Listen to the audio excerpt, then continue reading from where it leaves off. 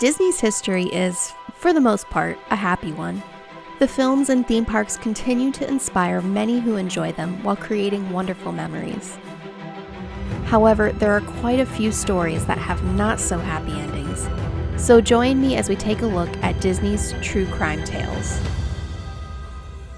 June 17, 1966 was the night Disneyland hosted its second annual Grad Night Party. The event started at 11 p.m., but it was around 9:30 when Thomas Guy Cleveland decided to sneak into the park. He scaled the 16-foot fence and climbed onto the monorail track.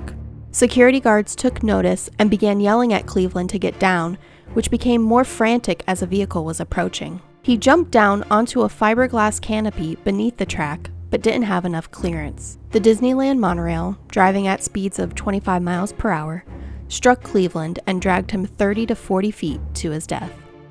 Dallas Baker, who was driving the monorail, told police he was unaware of anything unusual and did not see anyone on the track. It was only after feeling a bump that Baker became aware and the monorail stopped due to loss of power.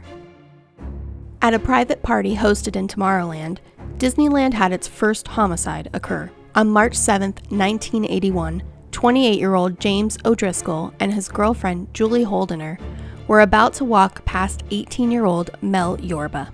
Mel decided to pinch Julie's rear end for some reason, inciting a fight to break out between him and James. Claiming self-defense later on, James O'Driscoll stabbed Yorba twice with an 8.5-inch hunting knife. Yorba was dead on arrival 20 minutes later at the hospital, and it was argued by a trauma nurse that if Disneyland had hired a professional ambulance service, he would have had a 50% chance of survival. Yorba's family filed a civil lawsuit against Disneyland for medical negligence and settled for $600,000, causing Disneyland to later on change their policy against paramedics' help. O'Driscoll was charged with 16 years to life, which was reduced to 8 years when argued he didn't start the fight, and Yorba threw the first punch. Yale Gracey remains one of Disney's legendary Imagineers, having worked on animation, writing, special effects, and lighting throughout his career. We have him to thank for the Pepper's Ghost effects in the Haunted Mansion and the Room on Fire in Pirates of the Caribbean. Yale retired from the company late 1975, but continued to be a consultant for Epcot Center. In September 1983, Yale and his wife Beverly were staying at the Bel Air Bay Club in Pacific Palisades. This private club was located right on the beach with the Pacific Coast Highway right behind it, and it was a normal weekend getaway for the Gracies. An unknown assailant entered their room close to 3 a.m. and fired shots at the couple. Beverly survived the attack, but unfortunately Yale did not. The main theory is that the killer was a transient looking for drugs or money, but the case became cold with no known suspects. In September of 1992, a crazed man entered Epcot Center after hours looking for his ex-girlfriend Barbara, who works security at the park. 37-year-old Alan Ferris wasn't accepting the breakup well. That July, he had a suicide attempt and blamed it as the reason. Barbara took out a court order against Ferris to keep his distance. He moved back to New York and told friends he was going to a wedding that weekend. Ferris then proceeded to get into Epcot Center 90 minutes after closing in search of her.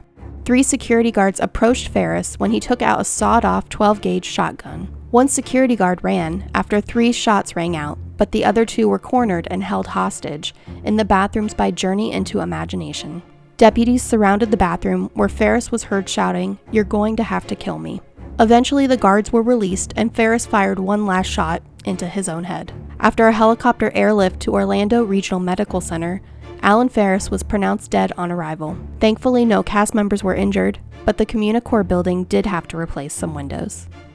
Mission Space opened in Epcot in the summer of 2003. It was just a few years later, in June 2005, that the ride would cause a horrific death of a 4-year-old boy. Dodi Bamuame was the son of a United Nations worker from Uganda. They traveled down from Pennsylvania for a family vacation. Dodi had met the height requirement and went on with his mother when she noticed he went unconscious on the attraction. Reedy Creek Fire Department paramedics had over 140 calls regarding this ride and had 8 riders sent to the ER in that year alone. Dodi passed away from cardiac arrhythmia due to an undiagnosed heart defect, which in stressful situations can cause sudden death. The family filed a lawsuit against Disney for not having a defibrillator nearby. 10 months later, 49-year-old Hiltrud Blumel, traveling from Germany, became ill after riding the same attraction and passed away the day after at Celebration Hospital.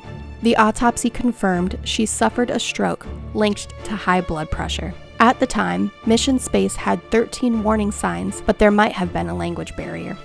Thank you for watching this video. I hope you've enjoyed learning a little bit more about the true crime history surrounding Disney. As always, don't forget to like, comment, and subscribe.